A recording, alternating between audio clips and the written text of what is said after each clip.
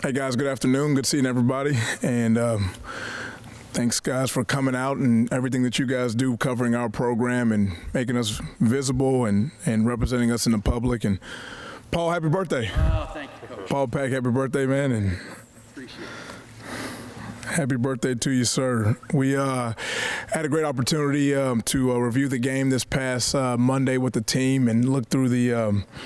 Look through the mistakes and look through the corrections and look through the, a lot of things that we did well with Miami concerning the Miami game. Felt like, the back and forth, the ebbs and the flows of the game. And, probably about a month ago we were in this similar setting talking about finishing games and finishing drives and just really proud of the progression that our team has made over the last 3 or 4 weeks in terms of just improving, growing, correcting mistakes. Defense has not allowed a touchdown in the last 2 fourth quarters. Two things that we emphasize, a couple things that we emphasize a lot with our defensive unit, and to get the shutouts in the fourth quarter, find a way to grind that game out and find a way to win, and playing really good complementary football there in the fourth quarter, getting the stop.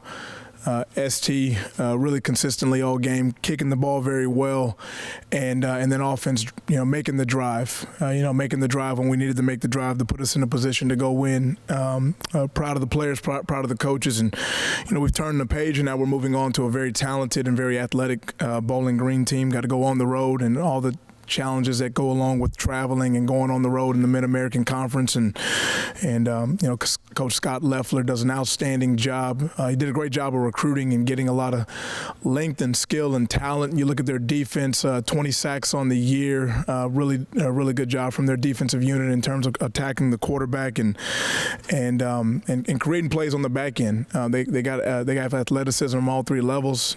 All conference linebacker coming back from last season.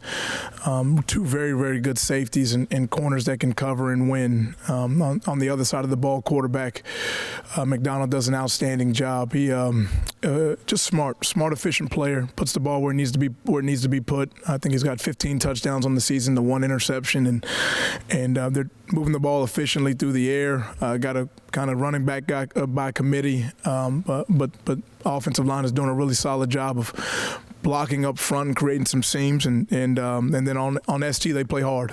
You can see guys running around and playing hard. Big win for that they've had. Beat Marshall, which obviously beat which beat Notre Dame, and it was a humongous win for them. And then they had the big win last week in Mid-American Conference play against Akron. So got a good set of challenges that are in front of us, and we're looking forward to all the things that going on the road present, preparing ourselves the best way, and taking on a very talented team.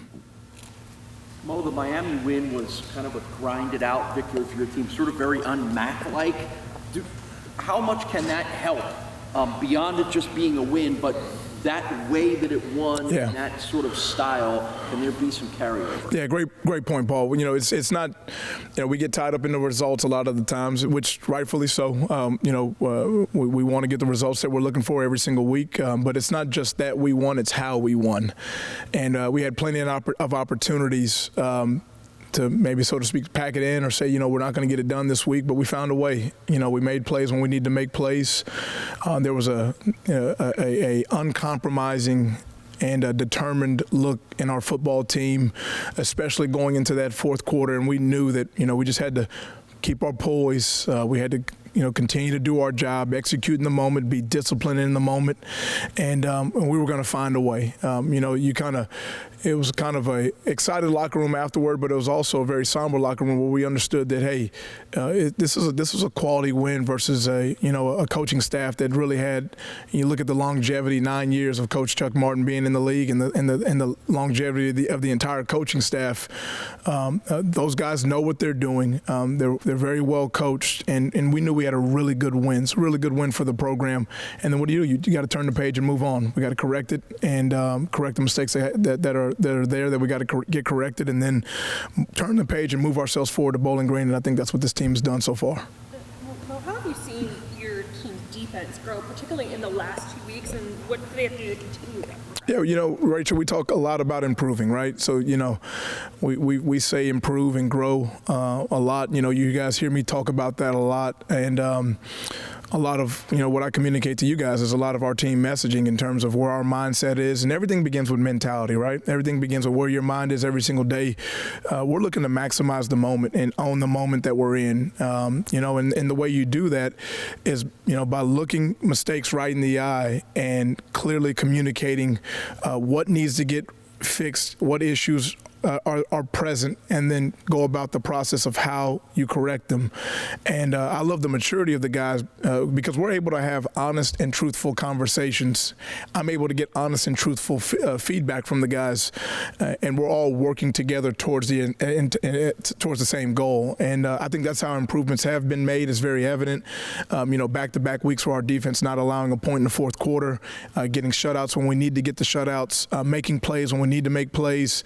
You look at us getting fourth down stops. You look at Eastern Michigan game, fourth down stops, and then the complementary football aspect of the offense, and then going on the field and turning those stops and turnovers into points, right? And then being able to flip the field with our kickoff unit, flip the field with our punt team unit, pin people deep, and then just continue to grind out and find a way to win games. And I just think every opponent's a little bit different. There's a path to beat anybody in college football, anybody in pro football can really be beat. You just got to find that path and then find out what are the keys to victory that week, and then what do you have to emphasize. And there's certain things that have got to be true every single week, but every opponent's a little bit different, and our guys do a really good job of hearing the messages during the week, owning what they have to own throughout the week, and I think that's why the improvements have been made. I'm sure it wasn't a lot of fun going back and watching last year's BG game, but what lessons did you learn as a coach and the staff, and maybe what kind of lessons from that game can the players learn? There's so much new information on BG now that, you're going to collect all the information you can on any opponent that you're playing. But there's enough film evidence of what they've done this year, kind of really been a little bit more focused on the film that's been present and current right now. We have enough guys on this team that if I brought up, a game a year ago, they really wouldn't know what I was talking about. So we're really kind of been in the moment of, hey, this is who they are now. This is where they are now. This is what they've put on film, and just trying to paint that picture and tell the story, and then really get to the DNA of who they are and what needs to be true about us in order to go win this game. Is that another offshoot of what college football has become, is that the games the previous year are almost irrelevant? It is, I don't know if anything, it may be irrelevant, maybe a little strong, but just maybe a little bit less significant when you kind of get to midseason and there's a lot of new information on teams, and then you have enough new people sometimes where, you're in the moment of who you are now and what needs to be true about your team right now to go win the game. We're, as a coaching staff, we go 3-4 years back on people. We're going to look at every single thing, but then we're very selective in terms of what our players need to know. And, I think the best teachers and coaches can give you the information you need and nothing more, right? And present information in its simplest form so it's very digestible to you, and then that's going to allow you to go play fast. So we keep the messaging tight. We keep the information a little tight in terms of what we want you to get done. And as a coaching staff, just our nature, our DNA, I want to know, what the quarterback had for breakfast yesterday. I want to know everything. But in terms of what actually gets to the players, we're a little bit more selective on, the kind of the information that we tell them. You got Rachel. If anyone should know, it's you. I mean, you always got the scoop. Looking at the depth chart, Tyler Doty is listed as a starting right guard. Local guy at St. Joe's. What has Tyler done to move himself up onto that starting? You look at guys like Sean Dolak. You look at Tyler Doty. You look at a number of guys that have just continued to trust the process and really just commit themselves to a way of doing things. And what they're finding out is that the process loves you back, right? When you trust the process and you just so to speak, head down and grind, and you kind of look up and you just see all the improvement and growth that's been made. And Tyler Doty is, one of the guys that is working himself into being a really, really good football player for us right now. Very dependable player. We spend a lot of time talking to our guys about just dependability, trustworthy, dependability, availability, and that's what I want to be as a coach for them. Number one, I want to be trusted. I want to make sure that whether it's through, the information that I have and how I can teach you, or whether it's through, my care for you, that you can trust me. And then the same thing as a player, you want to be trustworthy and dependable. And I think that's what Tyler Doty has done. That's what Sean Doleg has done. That's what a number of guys, how do we do that? By, the small daily decisions that we make every single day, by showing up, being consistent, doing the work. And he's done a really good job of that. Coach, you could feel the enthusiasm of the Bulls fans this weekend. With the team now 2-0, what do you feel as maybe the biggest hurdles or obstacles ahead for those goals, for your team for the season? I appreciate that question. It's just hard. The heart of success and the heart of adversity, the heart of failure. That's just staying in the moment of keeping a hard foundation and keeping ourselves exactly where we need to be. You lose the Holy Cross, the world's not over. You beat Miami last second. All of our goals are not accomplished. And it's a forward-thinking mindset. It's a hard mindset in terms of how we handle the adversity that success and failure both present, because what you want to do really is you just want to stay in a humble and hungry position in your mind. You want to come out with your back against the wall every single day and come out hungrier than the people that you play against, because that's ultimately how you're at your best. A healthy competitive chip on your shoulder, an edge about yourself, and having a mental edge is real. So we want to own all the good things and own the mistakes that are on film, but stay in a position where we're humble, we're hungry, so we can see things the right way. We know that this is the Mid-American Conference. There's big time football played in this league, and we got to be at our best when our best is needed Saturday at 12 o'clock. And that's how we show respect to the people that we play. That's how we show respect to ourselves, and we respect one another in that locker room, by just owning the moment, staying in the moment, and staying, maybe for lack of better terms, a little bit neutral, and just staying in the moment of how can we improve, how can we grow, how can I be a better coach today, how can I be a better player today, how can I do what I did a little bit better today, how can I improve in this area today, and then just stay in that space right there. And we know that throughout the course of a championship type season, they're going to have different types of adversities and up and downs that come, but if we can just continue, if we're sprinting, running, walking, crawling, if we have to, in the right direction, we'll ultimately get where we need to go to. What is the challenge that Bowling Green faces, this year's Bowling Green faces for your team? I think there's a number of challenges. Number one, they're playing well.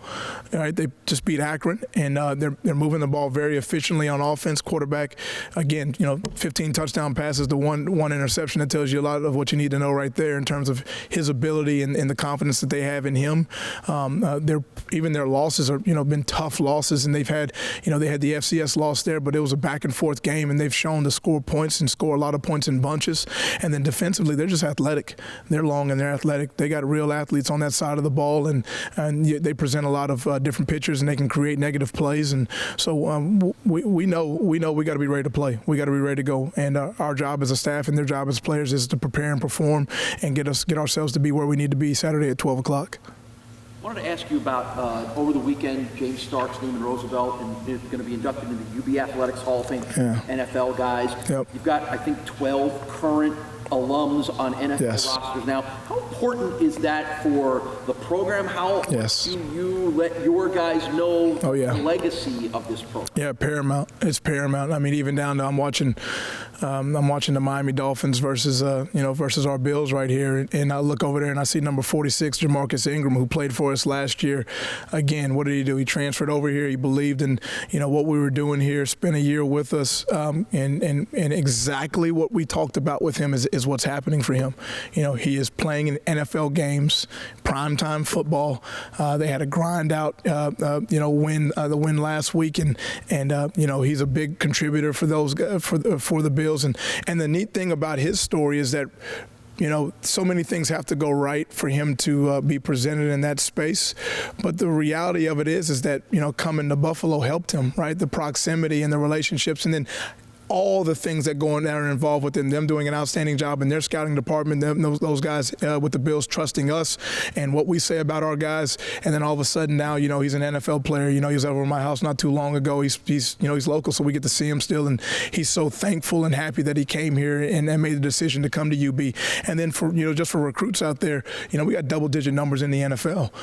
This is a proven there's a proven path to come here, do your job, take care of your business, and if you have those desires to go and play in the National Football League, it is very, very proven over time that you can do it here. You know, you got Mason Streck, you got Khalil Mack, you got so many guys that are just out there doing a really, really good job from, from previous regimes, from current regimes, from the guys that are going to have their opportunity this year coming up. We've had over 20 different NFL clubs come to our building over the last 6 weeks alone. We've had, assistant GMs. We've had national directors of player personnel. We have top-level executives that are coming here to scout and view our players, and it just speaks volumes to, there's a proven path to come here, do your job, not only get a degree from one of the best institutions in the United States of America. We're a top 65 public and private school in America. We're a part of the AAU, Harvard's and AAU, Princeton's and AAU. Well, so is University at Buffalo. We have a law school on campus, med school on campus,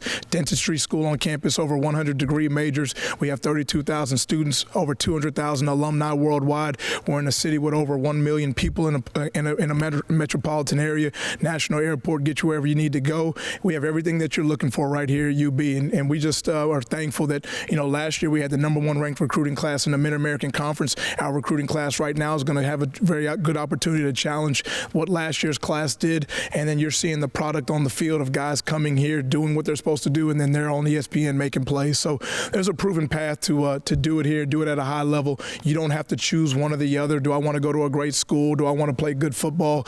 You can have both here, and that's what we feel like is really unique about us. And then ultimately it comes down to the trust and the relationships and the people. We have unique people here that come from, all different types of backgrounds. Our city in and of itself has diversity all over the place, and we just feel like that everything you're looking for from a family aspect, from a well-rounded education, from big-time football, it checks all the boxes here at UB. You speak to what UB has to offer. Just kidding. And we got big-time wings. Oh, there we go. Just get blue cheese, not ranch. One more question, personnel. Jaden Oliver, he hasn't played in the last couple of weeks. Will he be available this week? He's week to week. He's week to week. We'll see. Evaluate him throughout the week and see where he's at, and we'll make some decisions on him. Thanks, guys.